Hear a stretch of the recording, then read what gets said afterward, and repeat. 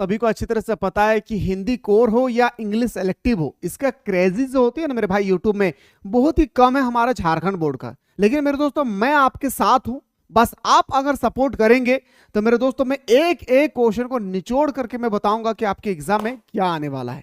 तो अगर आप लोग ज्यादा से ज्यादा शेयर करेंगे मेरे दोस्तों, तो मैं आप इसके बाद ये हिंदी कोर का मॉडल सेट नंबर 1 के बाद में इंग्लिश इलेक्टिव का मॉडल सेट नंबर 1 लेकर आऊंगा। तो आप लोग चाहते हैं कि सर हाँ हम लोग शेयर करने के लिए तैयार है, हम लोग शेयर कर रहे हैं, अब बताने के लिए तैयार रहिए। तो मेरे दोस्तों मैं बताने के लिए 100% तैयार हूं। चलिए सर एक एक क्वेश्चन को निचोड़ करके देखना है कि किस प्रकार से क्वेश्चन आएगा। सबसे पहले आपके स्क्रीन पे एक छोटा सा पैसेज है, आ रही रवि की सवारी, नव किरण का रथ सजा, कलिस कुसुम से पथ सजा, बादलों से अनुचुरन ने स्वर्ग की पोशाक धारी। इस तरह से मेरे भाई मैं आप लोगों को 7 सेट प्रोवाइड करूंगा। ये जो आप लोगों का देख रहे हैं ना मेरे भाई ये पैसेज, इस तरह से मैं 7 पैसेज आपको सेट करूंगा और वादा करता हूं कि अगर 7 पैसेज को अगर आप लोग अच्छी तरह से देख लेते हैं तो आपके पेपर में इससे बाहर क्वेश्चन नहीं आएगी। ठीक है, ये पैसेज है। चलिए सर पैसे से संबंधित कैसे क्वेश्चन आती है, देखिए पहला क्वेश्चन है सर, दिनकर की सवारी देखकर कौन मैदान छोड़ भाग जाते हैं। दिनकर की सवारी देखकर कौन मैदान छोड़ भाग जाते हैं, तो मेरे दोस्तों तारे। क्या हो जाएगा मेरे शेर शेरनियों, तारे इसका राइट आंसर हो जाएगी। पर ठिकता देखकर यह पंक्ति से किस कवि का क्या आशय है, तो कवि सूर्य के सामने चंद्रमा को निस्तेज देखकर ठिठक जाते हैं। ऑप्शन नंबर हमारा बिल्कुल सही हो जाएगी, डी हमारा राइट आंसर। आइए सर बात करते हैं, अगला क्वेश्चन है कि कली कुसुम से पथ, पथ का मतलब होता है रास्ता, पथ का मतलब क्या होता है मेरे शेर शेरनियों, रास्ता होती है। ठीक है, तो पथ सजा पंक्ति में कौन सा अलंकार है, रूपक अलंकार। कौन सा भाई, रूपक अलंकार। अनुपयुक्त कथाएं छाटिए, मतलब इसमें से एक गलत है उसको छाट देना भाई। ठीक है, तो बताएंगे सर हमारा पक्षीगण सूर्य की फौज, ऑप्शन नंबर डी हमारा राइट आंसर हो जाएगी। फिर से आपके सामने एक पैसेज है, ये पैसेज को मेरे दोस्तों 4 मार्क्स की मिलेगी। ये पैसेज आप इजीली से सॉल्व कर सकते हैं अगर आप थोड़ा सा, एक बार में नहीं, एग्जाम में जब भी ये क्वेश्चन आए पैसेज का एक बार नहीं पढ़ना है, कम से कम आप 2 बार पढ़िए, समझिए और चारों क्वेश्चन का आंसर एकदम सही सही देकर आना है भाई, चारों क्वेश्चन का आंसर। तो एक बार पैसेज को आप लोग पढ़ लीजिए और स्क्रीनशॉट मार के रखिए। ये जो 4 क्वेश्चन है मेरे भाई मैं आप लोगों को छोड़ रहा हूं, ये चारों क्वेश्चन का आंसर आप सभी को बताना है। ठीक है भाई, देख लेते हैं। अब आती है आपका व्याकरण सेक्शन से, किसके बारे में मेरे शेर शेरनियों, अब आता है सर आपका व्याकरण सेक्शन से। और व्याकरण सेक्शन का मैं टोटल आप लोगों को 40 क्वेश्चन बताऊंगा। एक सेट में आप लोगों का 8 क्वेश्चन होगी मेरे दोस्तों, 5 सेट में आप लोगों का टोटल 40 क्वेश्चन होगा। और वादा करता हूं कि यही 40 क्वेश्चन में से 8 क्वेश्चन आप लोगों को पेपर में देखने को मिलेंगे, लेकिन उसके लिए आपको सही तरीके से देखना होगा भाई।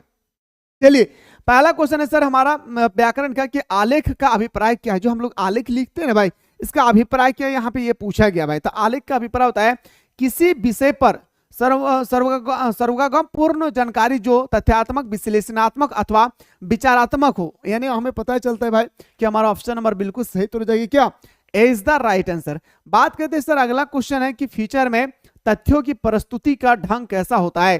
तो फीचर में तथ्यों की प्रस्तुति का जो ढंग होती है ना भाई, वो हमारा मनोरंजन के रूप में होती है। किसमें होती है भाई, याद रखिएगा मनोरंजन रूपी होता है। ऑप्शन नंबर हमारा बिल्कुल सही हो जाएगी सी। इसके बाद कौन से सब्जेक्ट देखना चाहते हैं, एक बार सारा विद्यार्थी मिलकर एक बार कमेंट करें, मैं आप लोगों को वो क्वेश्चन प्रोवाइड करने की भरपूर मात्रा में कोशिश करूंगा भाई। ठीक है, बस आप लोग शेयर करना ना भूलिए, जितना बंदा के पास हिंदी को और लिए हैं सारे बंदा को शेयर कर दे एक बार।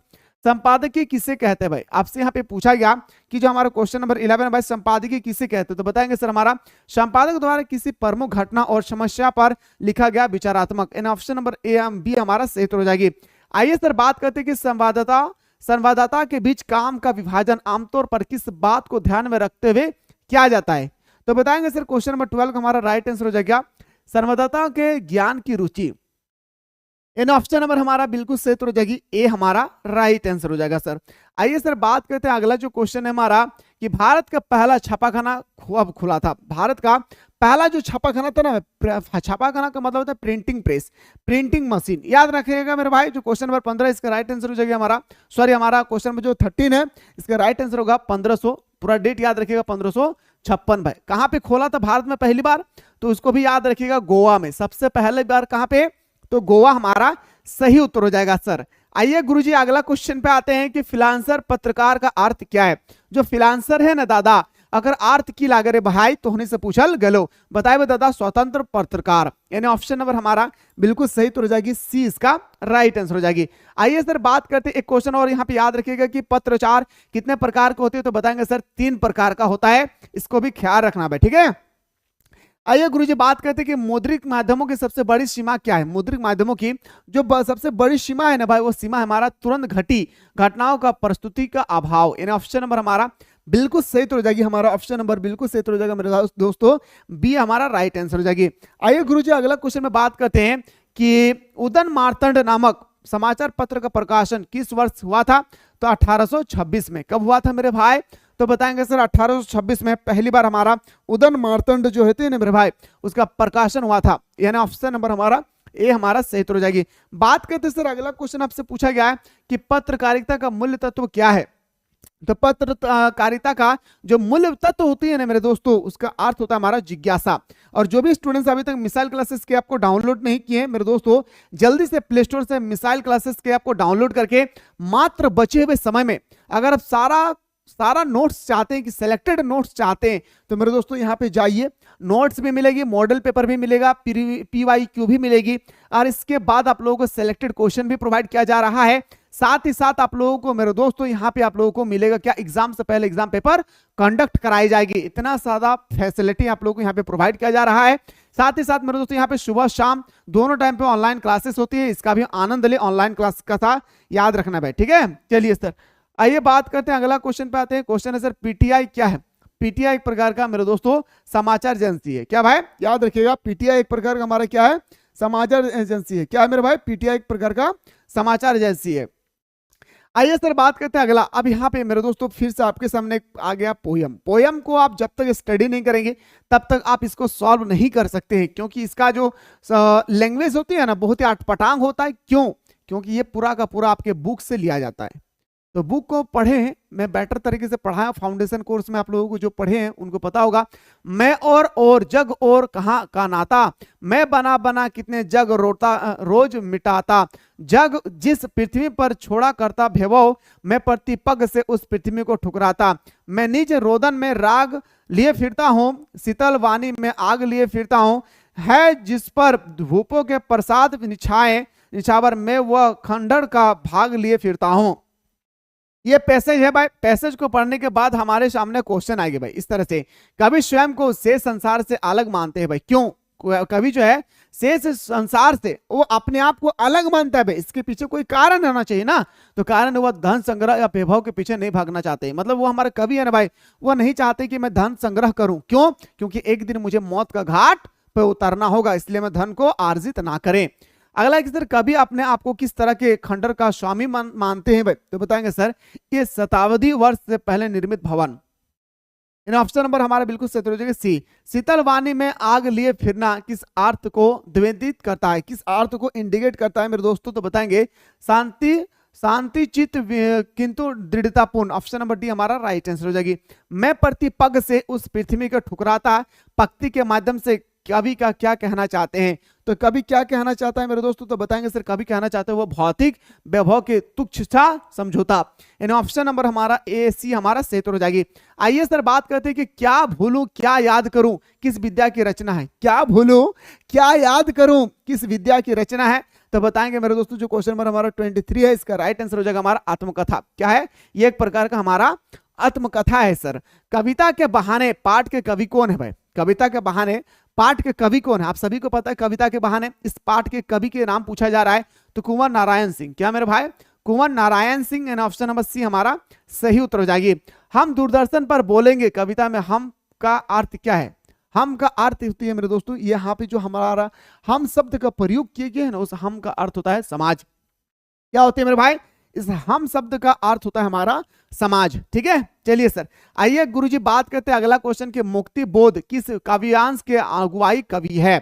मुक्ति बोध किस काव्यांश के अगुवाई कवि है, तो क्वेश्चन नंबर 26 का जो हमारा राइट आंसर हो जाएगा मेरे भाई, याद रखिएगा प्रगतिवादी। क्या भाई, प्रगतिवादी। ऑप्शन नंबर हमारा बिल्कुल सही हो जाएगी, बी हमारा राइट आंसर हो जाएगी।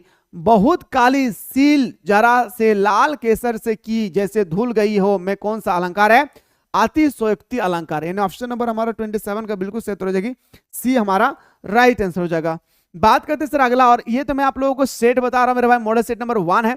इसके अलावा जो और 5 सेट बचा हुआ है, उन सारे 5 सेट को अगर आप लोग देखना चाहते हो तो जरूर कमेंट सेक्शन में कमेंट करना ना भूले। साथ ही साथ एक बात और याद रखिएगा, ये जो मैं आप लोगों को मॉडल पेपर बता रही हूँ पूरा का पूरा ऑब्जेक्टिव है मेरे दोस्तों। इसके बाद अगर आप लोग सब्जेक्टिव भी देखना चाहते हैं तो एक बार आप लोग जल्दी से कमेंट सेक्शन में कमेंट करना ना भूले। मैं सब्जेक्टिव भी आप लोगों को दिखाने की पूरी कोशिश करूंगा कि आखिर आपके पेपर में सब्जेक्टिव में किस प्रकार से क्वेश्चन छपने वाले हैं। ठीक है, तो सेवक धर्म में हनुमान जी से स्पर्धा करने वाले भक्तिन किसी अनजान की पुत्री ना होकर उस अनजान, इसको आप लोगों को स्टडी करना है और एक 31 तक आप लोगों को आंसर देना भाई, 31 तक, ठीक ना। मैं उम्मीद करता हूं मेरे भाई कि आप लोग अच्छी तरह से अगर इस पैसेज को पढ़ लेते हैं तो आप एक एक क्वेश्चन का आंसर देख सकते हैं, मुझे पूरा विश्वास है भाई। चलिए गुरुजी, पहला आपकी स्क्रीन पे क्वेश्चन है मेरे भाई कि भक्तिन में कौन सा भाव प्रलभ है भाई, भक्तिन में कौन सा जो भाव है ना वो छुपा हुआ है, क्वेश्चन नंबर 32।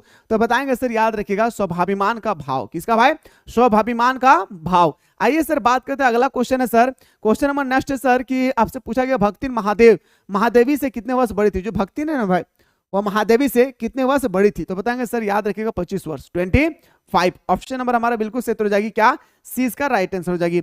अगला क्वेश्चन पूछा गया सर, बाजार दर्शन के लेखक कौन है। हर साल ये क्वेश्चन आते हैं मेरे दोस्तों, 2025 में भी ये क्वेश्चन आप सभी को देखने को मिलेंगे कि जो हमारा बाजार दर्शन है ना मेरे भाई, इसका राइटर कौन है, जैनेन्द्र कुमार। मन खाली हो और जेब भरा हुआ हो, यही कहा था भाई जैनेन्द्र कुमार जी ने। आइए गुरुजी, अगला क्वेश्चन पे अगर हम लोग बात करते हैं कि बाजार को सार्थकता कौन देता है भाई, बाजार को सार्थकता देने वाला कैंडिडेट कौन है, क्वेश्चन नंबर 35 पूछा गया है। तो बाजार को सार्थकता देने वाला था हमारा आवश्यकता अनुसार वस्तुओं का क्रय करने वाले ग्रह। ऑप्शन नंबर हमारा बिल्कुल सही हो जाएगी, ए इज द राइट आंसर। बाजार दर्शन क्या है भाई, बाजार निबंध है या आपसे पूछा गया है कि स्मारण है या कहानी है, चित्रात्मक है। तो बताएंगे सर, हमारा एक प्रकार का बाजार एक निबंध है, क्या है मेरे भाई, निबंध है। और एक व्याकरण में क्वेश्चन आता है व्याकरण में कि निबंध के अंतिम भाग को क्या कहा जाता है, तो बताएंगे सर, याद रखें निष्कर्ष, इसको याद रखिएगा। बाजार जब भी पूछा जाएगा निबंध के अंतिम भाग को क्या कहा जाता है, निष्कर्ष कहा जाता है, इस बात को याद रखना है। आइए सर अगला क्वेश्चन पे बात करते हैं कि सिल्वर बैंडिंग पार्ट के लेखक कौन है। जो हमारा सिल्वर बैंडिंग पार्ट है भाई, इसके लेखक कौन है, मनोहर श्याम जोशी। कौन है भाई, याद रखिएगा, मनोहर श्याम जोशी इसका राइटर है। सिल्वर बैंडिंग पर भूषण ने अपने पिता को क्या उपहार दिया था, तो मेरे दोस्तों वो अपने पिताजी को उपहार दिया था उन्हीं ड्रेसिंग ग्राउंड, क्या दिया था भाई, उन्हीं dressing ground. Option number D हमारा सही उत्तर हो जाएगी। सिल्वर बैंडिंग कहानी के कथानायक का नाम क्या है भाई, सिल्वर बैंडिंग कहानी के कथानायक जो है ना मेरे दोस्तों 39, इसका नाम था यशोधर बाबू। याद रखिएगा, बड़ी रोमांचक स्टोरी भी है इसका यशोधर बाबू का। जो हुआ होगा जुमला में कौन सा भाव निहित है, जो बोलते हैं ना भाई, जो हुआ सो दिखा जाएगा, बोलते या नहीं भाई, इसमें कौन सा भाव छुपा हुआ है, तो अनिर्णय स्थिति। एक होता है ना भाई, थोड़ा सा भी समझा नहीं बुझा नहीं और डायरेक्ट बोल दिया कि जो होगा सो देखा जाएगा, बोलते या नहीं भाई। तो ये है सर हमारा क्वेश्चन। अगर आप लोग चाहते हैं कि सर हाँ अब इसके बाद सब्जेक्टिव होना चाहिए या ऑब्जेक्टिव होना चाहिए या कोई और पेपर होने चाहिए या कोई और सब्जेक्ट देखना चाहते हैं, तो मेरे दोस्तों जल्दी से आप लोग एक बार कमेंट सेक्शन में कमेंट करना ना भूले। मैं हर एक वो क्वेश्चन को प्रोवाइड करने की कोशिश करूंगा जो आपके पेपर में आने की पूरी संभावनाएं होगी। फिलहाल हम लोग बात करते हैं नेक्स्ट वीडियो में।